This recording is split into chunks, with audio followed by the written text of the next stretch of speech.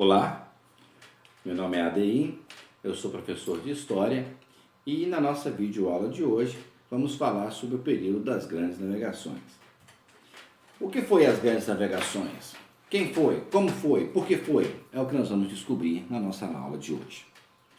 É chamada de grandes navegações porque navegações já existiam desde tempos remotos, desde a antiga Grécia, né? Os fenícios já faziam navegações ali principalmente pelo mar Mediterrâneo, levando e trazendo mercadorias, pessoas, né? Fazendo todas as transações ali, né?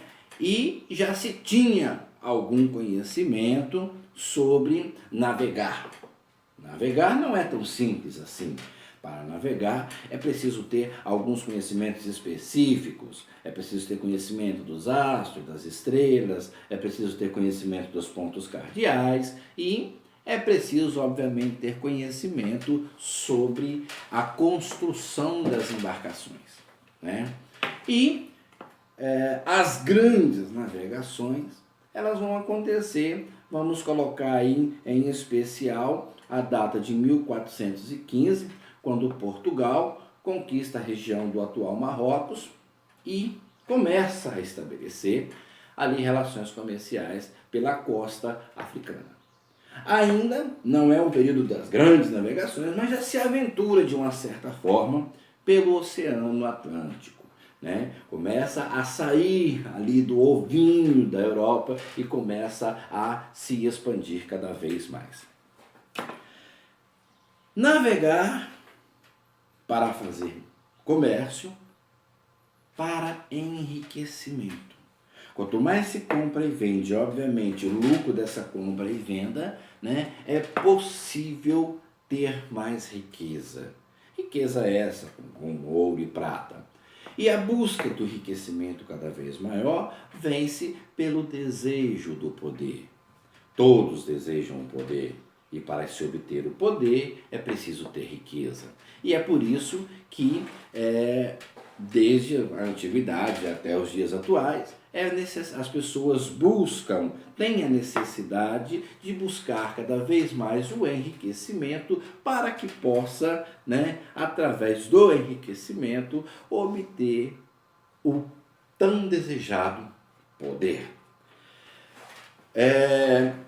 Os italianos de Gênova e Veneza faziam o comércio com a Índia. Atravessavam, né, a Ásia, buscavam na Índia as chamadas especiarias e revendiam essas especiarias ali para os povos europeus. Que especiarias eram essas? Eram cravo, eram canela, eram temperos na verdade, né? Temperos esse muito cobiçado pelos europeus e que eles pagavam preços altíssimos por isso, levando, obviamente, né, os italianos, das cidades italianas ali, de Gênova e Veneza, ao enriquecimento com esse comércio. Portugal almejava fazer esse comércio, mas como Portugal está na outra pontinha lá da Europa, né, já ali banhado pelo Oceano Atlântico, Portugal é inviável fazer o comércio e também já era dominado pelos navegadores de Gênova e Veneza. Mas em 1453 temos algumas reviravoltas aí. O que vai acontecer é que a cidade de Constantinopla era a porta de entrada dessa mercadoria vinda da Índia. E aí então os turcos otomanos vão dominar esse comércio. Dominando esse comércio, cobrarão pesados impostos sobre eles e vão obter agora a sua tão desejada riqueza e fortuna. Obviamente, o poder. Portugal, então, a partir de 1415, quando conquista o Marrocos, já fazia um comércio ali, né, pela costa africana. Obviamente, eles não tinham o conhecimento de que poderiam atravessar ali e chegar até a Índia. E temos aí um outro empecilho muito grande, que era o extremo sul da África. Para atravessar pelo extremo sul da África, Existia ali uma turbulência muito grande de águas, águas muito agitadas. E os navegadores acreditavam que ali era um gigante. Esse era um dos perigos imaginários que existia.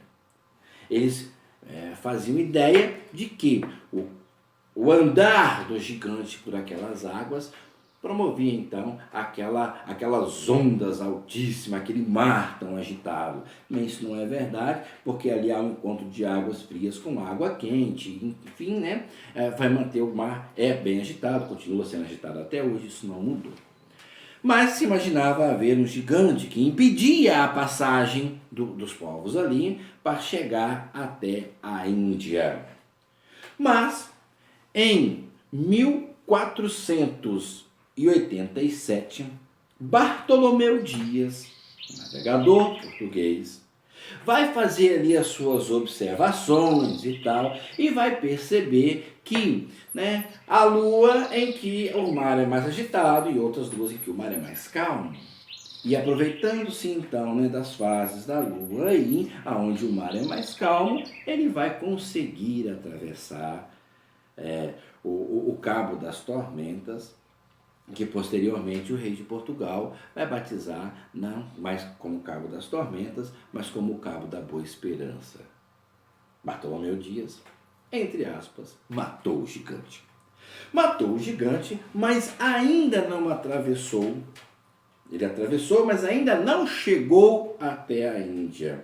Ele retorna e somente em 1498 que Vasco da Gama, navegador também português, vai chegar até a Índia. E aí sim, né, com os conhecimentos de Bartolomeu Dias, ele vai atravessar então o chamado agora Cabo da Boa Esperança, vai chegar até a Índia, vai pegar as especiarias e vai levar para Portugal, já vai vendendo essas especiarias, vai comprando, vai vendendo por toda a costa africana, né, porque tem que parar para se reabastecer. Onde ele para se reabastecer, né, com a comida, com a água, ali ele também compra e vende nos portos amigos ali e vai fazendo cada vez mais riqueza e levando toda essa riqueza para o rei de Portugal. Portugal vai se tornando então cada vez mais rico. Esse pioneirismo português, né, o primeiro a se lançar nas grandes navegações, tem-se o fato de haver navegadores experientes ali em Portugal, né, de estar próxima ao Mediterrâneo, que obviamente se não estivesse próximo é um pouco difícil de se tornar, né, não impossível, mas dificultaria com certeza, e conhecimentos, né, como a invenção da caravela, do uso do astrolábio.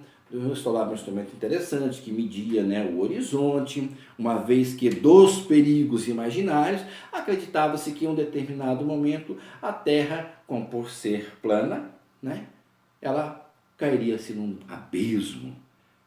Isso era um perigo que eles acreditavam, imaginário, porém real para alguns. E a bússola, que também era muito importante para poder saber, conhecimentos, né, dos astros. Então, se tinha um céu limpo, era possível navegar pelas estrelas, mas se não houvesse um céu limpo, era possível navegar através, né, com o uso da bússola, que vai marcar a sua direção correta para onde deseja ir. Dos perigos reais que existiam nesse período das grandes navegações, nós temos aí então, né, dificuldades de manter comida para todos os tripulantes, manter água potável para todos os tripulantes, né?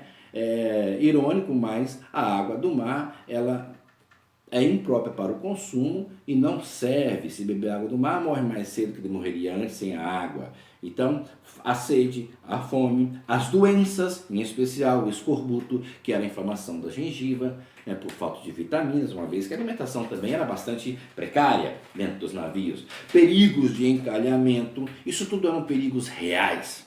Existiam os imaginários, como monstros, sereias encantadoras que atraíam os marinheiros, né?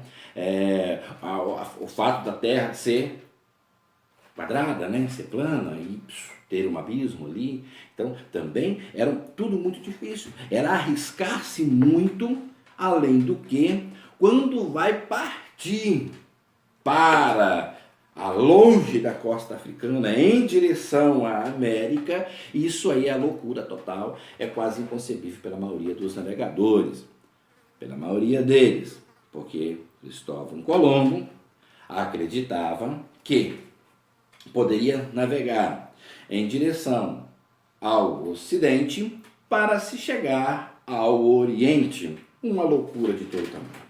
Para o povo da época, isso era totalmente inadmissível, né? Mas Colombo queria arriscar e consegue, apesar que tenha pedido financiamento para sua expedição aos portugueses, mas foi negado, e quem vai financiar a sua expedição são os espanhóis.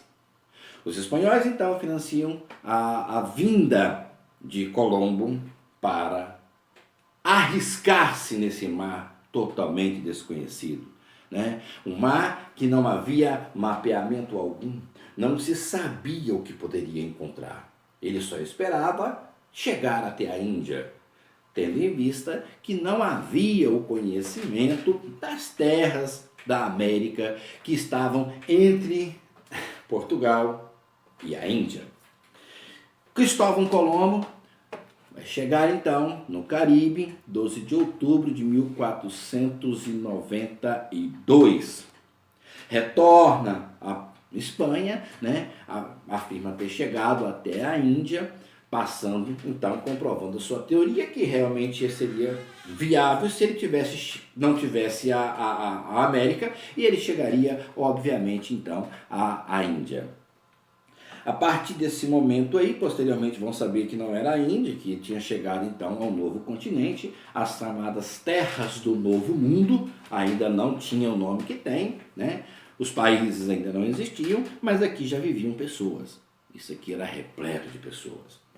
E vai haver uma grande disputa entre Portugal e Espanha, porque a Espanha, na sequência, também começa a fazer essa comercialização através dos mares e a lançar-se também nas grandes navegações.